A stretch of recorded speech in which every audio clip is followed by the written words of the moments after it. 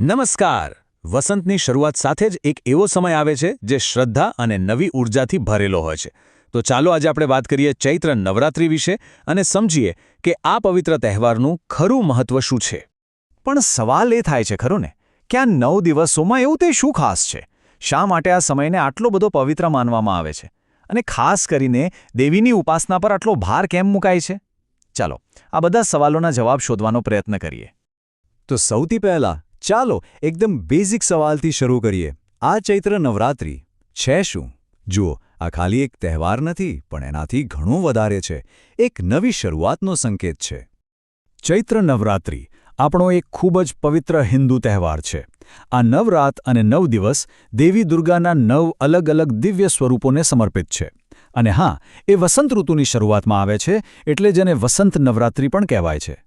અને આ તહેવાર માત્ર ધાર્મિક રીતે જ નહીં, પણ એક નવી શરૂઆતનું બહુ જ પાવરફુલ પ્રતીક છે.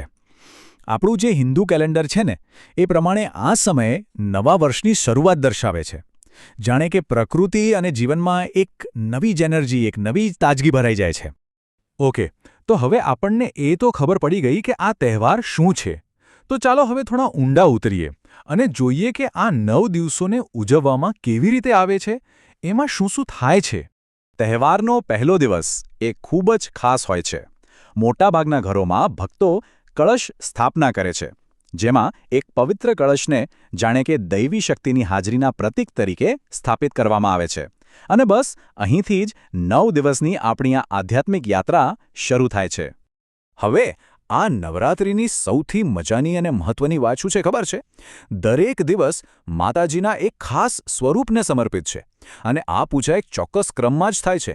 શરૂઆત થાય છે શૈલપુત્રી માતાથી, પછી આવે છે બ્રહ્મચારિણી, ચંદ્રઘંટા, કુષ્માંડા, સ્કંદમાતા અને છઠ્ઠા દિવસે કાત્યાયની માતાની પૂજા કરવામાં આવે છે. અને આ ક્રમ આગળ વધે છે.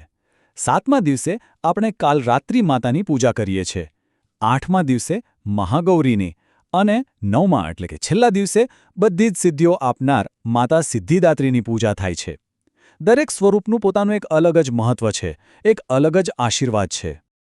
તો આ 9 દિવસોમાં લોકો પોતાની શ્રદ્ધા અલગ અલગ રીતે વ્યક્ત કરે છે. જેમ કે ઘણા લોકો ઉપવાસ રાખે છે, જેનાથી શરીર અને મન બંને શુદ્ધ થાય.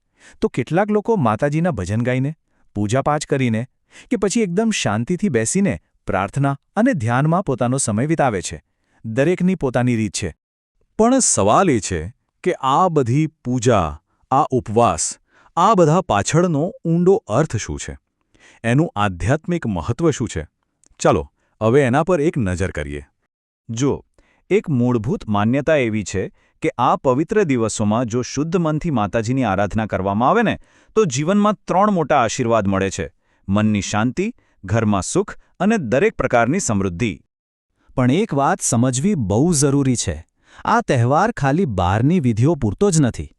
અરે, એનો સાચો હેતુ તો અંદરથી બદલાવ લાવવાનો છે. આખો ફોકસ સકારાત્મક વિચારો, આધ્યાત્મિક સાધના અને પ્રાર્થના પર હોય છે, જેથી આપણે પોતાની અંદર રહેલી શક્તિ સાથે કનેક્ટ થઈ શકીએ. તો અત્યાર સુધી આપણે જે પણ સમજ્યા, ચાલો એને એકવાર ફરી જોઈ લઈએ અને એક અંતિમ વિચાર સાથે આ ચર્ચાને પૂરી કરીએ. આપણે જોયું કે ચૈત્ર નવરાત્રિ નવી શરૂઆતનો તહેવાર છે. તો આ વાત આપણને વિચારવા મજબૂર કરે છે નહીં? કે આ 9 દિવસો જીવનમાં કોઈ નવી પોઝિટિવ શરૂઆત કરવા માટે કેવી રીતે પ્રેરણા આપી શકે છે. બસ આ જ સમજ સાથે આપણે અહીં સમાપન કરીએ છીએ. જય માતાજી.